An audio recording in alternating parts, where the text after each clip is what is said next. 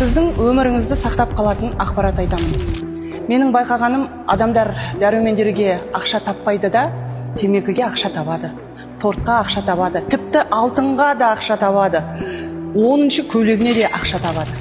Ал денсаулықты қалыпқа келтіру, шөлдеп тұрған ағзаға дәрумен беру деген кезде витамин қымбат дейді.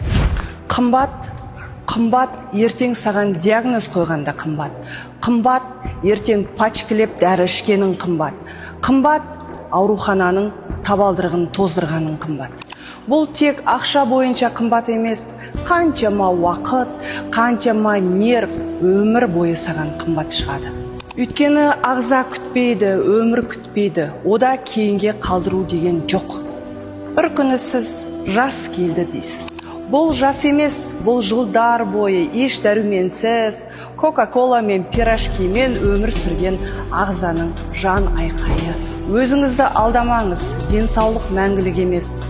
Сіз оны бүгін тамақтандырмасаңыз, ертең ол сізді қорғай алмайды.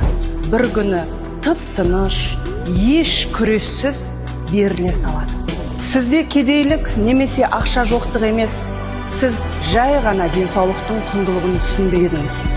Денсаулықтың құндылығын түсінген күні сізде ақша да, ресурс та табылады.